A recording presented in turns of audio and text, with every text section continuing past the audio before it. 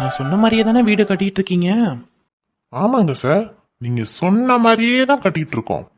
ஒரு பிசுறு தட்டாது. சொன்னது ஒரு விஷயம் கூட வீட்டில் மாறக்கூடாது. பழைய வீடு எப்படி இருந்துச்சோ அதே மாதிரியே தான் இருக்கணும். நீங்க கவலையே படாதீங்க சார், பக்காவா அதே மாதிரி பண்ணி கொடுத்துடலாம். இன்னும் ஒரு மாசத்துல நீங்க வீட்டு கிரகப்பிரவேசம் ஆரம்பிச்சிருவீங்க. வேலையெல்லாம் அவ்வளோ ஃபாஸ்டா நடந்துகிட்டு இருக்கு சார். எக்ஸ்ட்ரா ஆளுங்களை போட்டு பண்ணிக்கிட்டு இருக்கிறேன். சரி சரி, வேலையை சீக்கிரம் முடிச்சா பரவாயில்ல. அதெல்லாம் முடிச்சிடலாம் சார், கவலைப்படாதீங்க. நீங்க உட்காருங்க சார், டீ கொண்டு வர சொல்றேன். அந்த பழக்கம்லாம் எனக்கு இல்லையா, நீ போய் வேலையை பாரு. Okay sir. சிவா, சிவா. ஹா நிலா,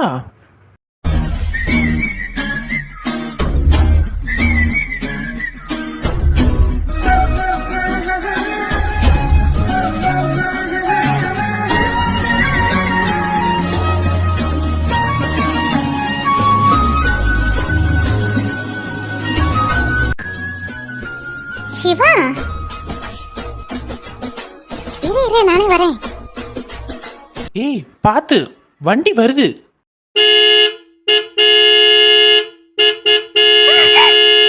எம்மா எம்மா, நிலா, நான் செத்துட்டேன், நான் செத்துட்டேன். நான் இருக்கிற வரைக்கும் உனக்கு ஒன்றும் ஆகாது.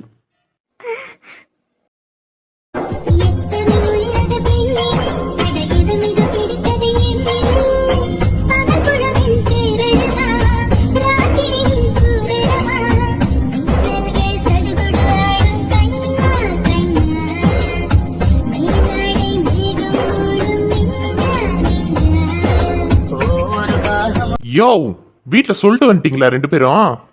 யோ, கிரகத்துக்கு என் கார்ல தான் வந்து அடிபட்டு தொலைணுமா? போய் தொலைங்கியா. சொல்லிக்கிட்டே இருக்கேன், அப்படியே புடிச்சுக்கிட்டு நிக்கிறான் பாரு. யோ, உங்க ரொமான்ஸ் அங்கிட்டு போய் வைங்கய்யா. என்னையா லுக்கு? போயா போயா. சாரி சாரிங்க. சாரி பூரின்னுக்கிட்டு. ஏய் லூசு லூசு லூசு, அறிவு இருக்கா? ரோடு கிராஸ் பண்ணும் பொழுது சுத்தி பத்தி பார்க்க மாட்டேன்? கொஞ்ச நேரத்துல என்ன ஆயிருந்திருக்கும்? எனக்கு உயிரே இல்லை. ஏன் நிலா இப்படி பண்ற? எனக்கு ஃபோன் பண்ணா நான் வரப்போறேன், அதை விட்டுட்டு அங்கேயே நின்று கத்திக்கிட்டு. ஓ, அடி எதனா பட்டிருக்கா? உனக்கு ஒன்றும் இல்லைல்ல?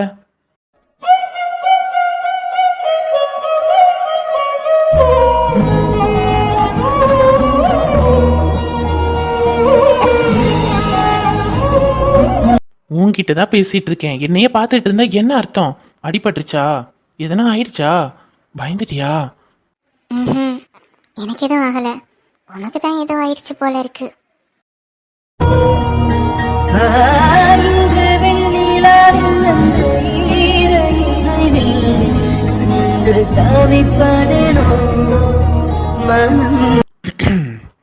இல்ல, உனக்கு ஏதாவது ஆயிருமோன்ட்டு பயந்துட்டேன், அதான்.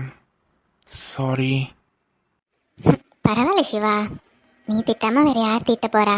உனக்கு இல்லாத உரிமையா? என் நல்லதுக்கு தானே நீ திட்டுற. எனக்கு பிடிச்சிருக்கு. எது? என்கிட்ட திட்டு வாங்குறது உனக்கு பிடிச்சிருக்கா?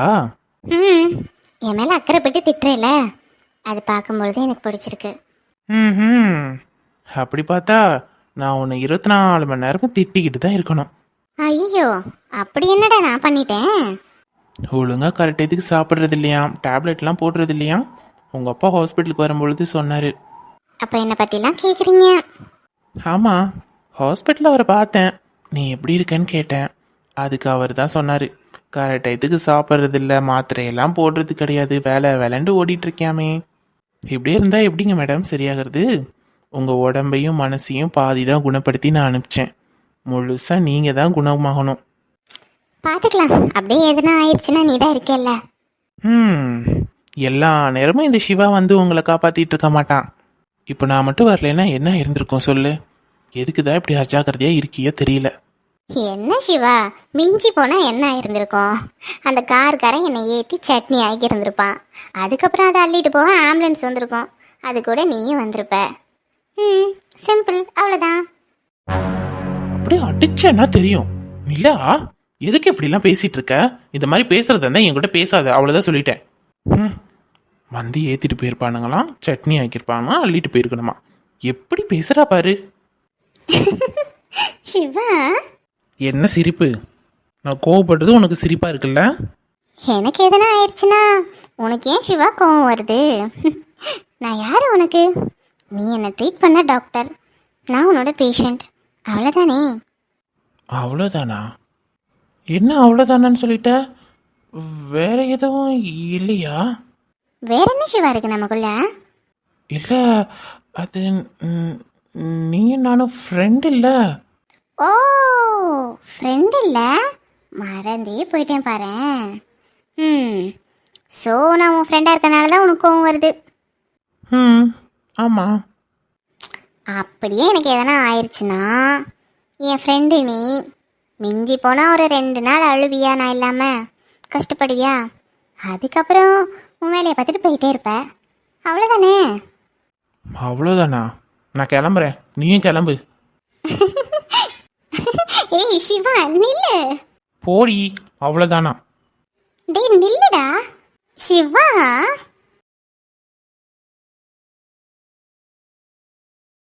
சிவா, இப்ப எதுக்கு கோவப்படுற? இங்க பாரு என்ன.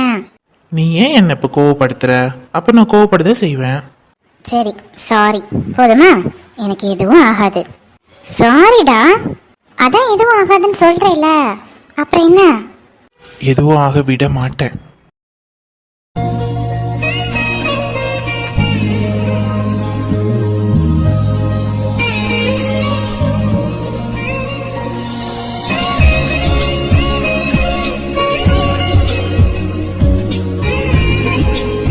நிஜமாவா? நிலா, ஒரு பேச்சுக்கு கூட அப்படி சொல்லாத. எனக்கு ரொம்ப கஷ்டமா இருக்கு. ஏன் தெரியல, கஷ்டமா இருக்கு. நான் இந்த மாதிரி சொல்றதே உன்னால தாங்க முடியலையே. நிஜமாலுமே எனக்கு ஏதாவது ஆகி செத்து போயிட்டேனா? அடியே, இது வாயா இல்லை காவாயா? சொல்லிக்கிட்டே இருக்கேன், மறுபடியும் அப்படியே சொல்லிட்டே இருக்க. நான் தான் சொல்றேன்ல, உனக்கு எதுவும் ஆகாது, அவ்வளோதான். இல்லடா, ஏதாச்சும். வாய மூடு. மூட மாட்டேன். ஏதாச்சும் ஆயிட்டா என்ன பண்ணுவ? நிலா, அப்படியே ஒரு லாரிக்காரன் என் மேல மோதி, அப்படியே நான் டயருக்குள்ள சிக்கி நசுக்கி, ரோடோட ரோடா அப்படியே என்ன நசுக்கி சட்னி ஆக்கிட்டாங்கன்னா என்ன பண்ணுவ? என்னோட எலும்பெல்லாம் நொறுங்கி நான் அப்படியே ரத்த வெள்ளத்துல கிடக்கிறத நீ பார்த்தேனா என்ன பண்ணுவ? இது வேலைக்கு ஆகாது. ஒன்னா டேய் சிவா, என்னடா பண்ற? வெடிடா. இப்ப சொல்லு பார்க்கலாம். அப்படியே லாரி டயருக்குள்ள மாட்டிப்பீங்களோ நீங்க? லாரி டயர்ல ஏன் மாட்டுற? நானே இப்பயே ஒன்று கொள்றேன், அப்படியே கழுத்தை பிடிச்சி நெரிச்சு. ஐயோ டேய். அடியே விட்டுட்டேன்டி. ஐயோ, கொஞ்சம் நெரிச்சா போதுமே. சிவா, அச்சோ, என்னடி ஆச்சு? தண்ணி வேணுமாடி? நிலா, சும்மா சும்மா நம்பிட்டியா? அடி பாவி, நான் அதானே பார்த்தேன். என்னடா லைட்டா தானே பிடிச்சோம், அதுக்கே இப்படி பண்றாளேன்னு. ஏமாந்தியா? ஓஹோ. அம்மா சிவா, இப்ப என்ன பண்ணுவ? இப்ப எவ்வளோ கத்துனாலும் விட மாட்டேன், பாத்துக்கோ. விட்டுறாத சிவா.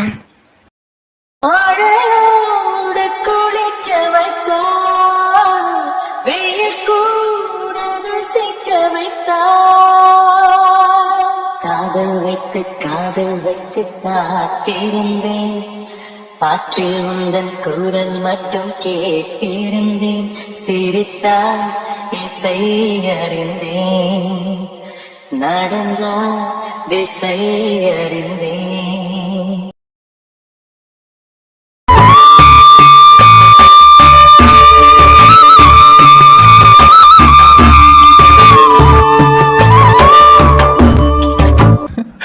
என்னடி பட்டு இப்படியே சிரிச்ச முகத்தோட என்னை பார்த்துக்கிட்டே இருந்தா நான் எப்படி வேலை செய்யறது?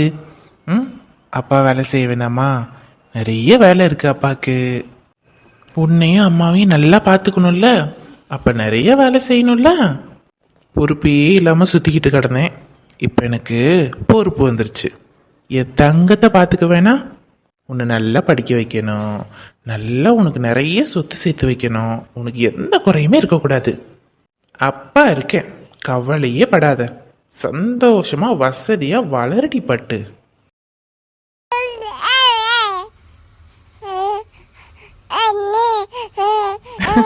சிரிப்ப பாரேன். என்னங்க, ராதா, சாப்பாடு ரெடி ஆயிடுச்சு. அத்தை சாப்பிட வர சொன்னாங்க. இதோ வரேன். ஏய் ராதா, என்னங்க, வேற ஏதாவது வேணுமா? என்னடி சும்மா மூஞ்சி தூக்கிக்கிட்டே இருக்க? நான் ஏன் மூஞ்ச தூக்க போறேன்? நான் உண்டு என் வேலை உண்டுன்னு இருக்கேன், அவ்வளோதான். வேற என்ன? என்ன ராதா, என் மேல கோவமா? அப்படிலாம் இல்லைங்க, சாப்பிட கூப்பிட்டாங்க, அதான் சொல்லிட்டு போக வந்தேன். பாப்பாவை தூக்கிட்டு வரீங்களா இல்லை நான் தூக்கிட்டு போட்டா? என் பிள்ளைய நானே தூக்கிட்டு வரேன். இப்போ உனக்கு என்ன பிரச்சனைன்னு சொல்லு. நான் தான் சொன்னேனே, எனக்கு எந்த பிரச்சனையும் இல்லை. கொஞ்ச நாளாக வேலை வேலைன்னு ஆஃபீஸ் வேலையே பார்த்துட்டு வெளியில் ஓடிட்டு இருக்கேன். வீட்டில் உங்ககிட்ட சரியாக பேசுறது கூட இல்லை. வீட்டுக்கு வந்தாலும் குழந்தைய தூக்கி வச்சுட்டு உக்காந்துடுறேன். உன் கூட டைம் ஸ்பெண்ட் பண்ணுறதுக்கே முடியல. அதனால என் கூட கோவமாக இருக்கியா என்ன? சேச்சே, அப்படிலாம் இல்லை ரவி. நீங்கள் எங்களுக்காக தானே வேலை பார்க்குறீங்க. உங்களோட வேலை அப்படி. நான் என்ன சொல்கிறதுக்கு இருக்கு? நான் எதுவும் தப்பாலாம் நினச்சிக்கல. எந்த கோவமும் எனக்கு இல்லை. ராதா, நீ சந்தோஷமாக தானே இருக்க என் கூட? நான் உன்னை நல்லா தானே பார்த்துட்ருக்கேன். என்னங்க எப்படி கேட்டுட்டீங்க? நான் சந்தோஷமாக தான் இருக்கேன். நீங்கள் என்ன எந்த குறையும் இல்லாமல் தான் பார்த்துக்கிறீங்க. நினச்ச நேரத்துக்கு எல்லாமே எனக்கு கிடைக்கிது. ஆனா இல்லை, ஒன்றும் இல்லை ரவி, சாப்பிடுவாங்க. சரி சரி, எந்த பிரச்சனையாக இருந்தாலும் என்கிட்ட மறைக்காமல் சொல்லு என்ன? எனக்கு நீயும் நம்ம குழந்தையும் சந்தோஷமாக இருக்கணும். ஆமாம், விஜய் எங்க? ஆளவே காணா. அங்கிட்ட இங்கிட்ட ஓடிக்கிட்டு துரு துருன்னு இருப்பாங்களே, எங்கே உன் ஃப்ரெண்டு? அதையே என்கிட்ட கேட்குறீங்க? போய் உங்கள் அப்பாவை கேளுங்க. அப்பாவை கேட்கணுமா? ராதா, என்ன சொல்கிற? ஏதாவது பிரச்சனையா? நான் ஒன்று சொல்லட்டுங்களா? தயவு செஞ்சு என்ன பிரச்சனைன்னு என்கிட்ட கேட்கறத விட்டுட்டு வீட்டில் என்ன நடக்குதுன்னு தெரிஞ்சுக்கங்க. சும்மா இப்போ பாரு ஆஃபீஸ்னே கிடக்காதீங்க ரவி. ஏய், என்னடி இப்போ நான் என்ன கேட்டுட்டேன்னு என்கிட்ட இப்படி கோவப்படுற? என்ன பிரச்சனைன்னு தானே கேட்டேன். தெரியல, என்ன சொல்லு, என்ன நடக்குது வீட்டில்? ஒன்றும் இல்லை, விடுங்க, நான் போகிறேன். சாப்பிட வாங்க. ராதா, உங்க அம்மாவுக்கு என்னதான் பிரச்சனையா? எதுவா இருந்தாலும் வாயை திறந்து சொல்ல மாட்டாளா என்ன? மனசுக்குள்ளேயே பூட்டி வச்சிருப்பா. எல்லாத்தையும் நானே தெரிஞ்சுக்கணும்.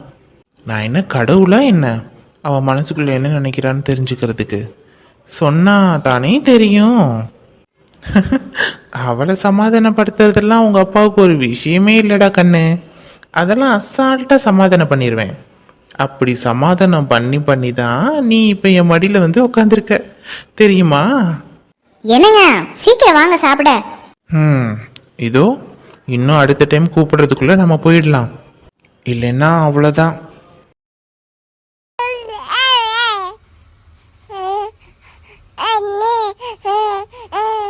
சிரிச்சே மயக்கிறடி என் தங்கடி நீ.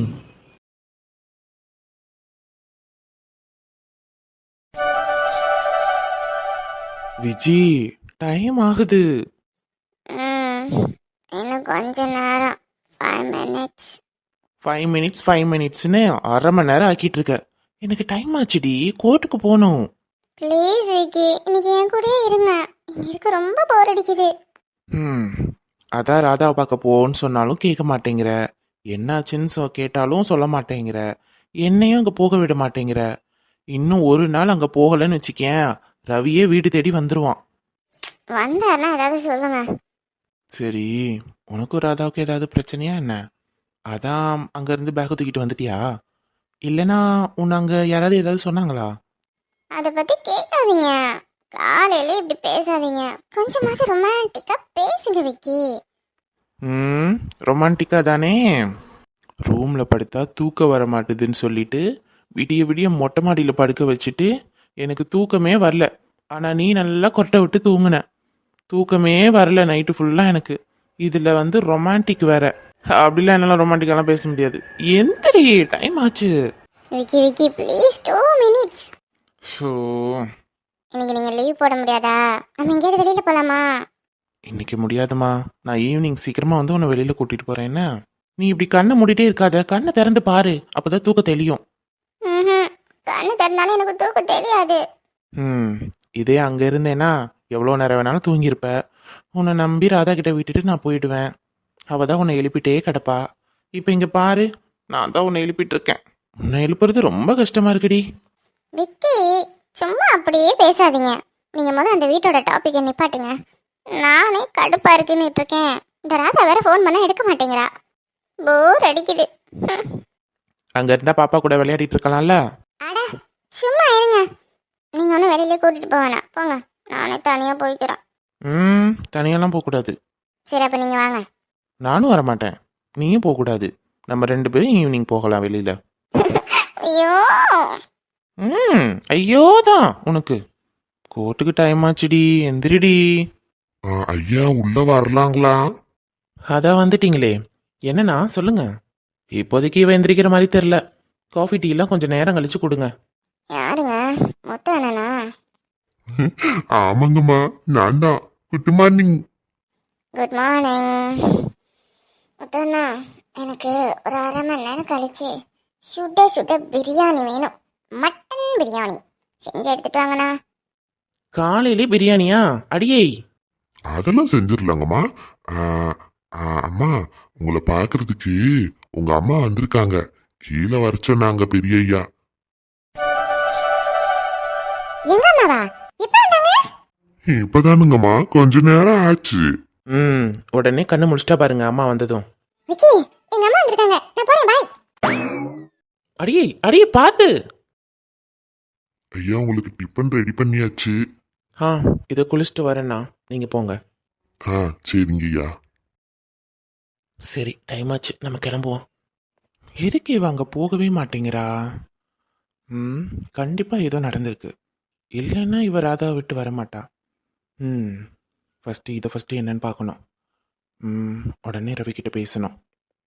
என் பொண்டாட்டிய மட்டும் அங்க யாராவது ஏதாவது சொல்லி இருந்திருக்கட்டும், அப்புறம் இருக்கு.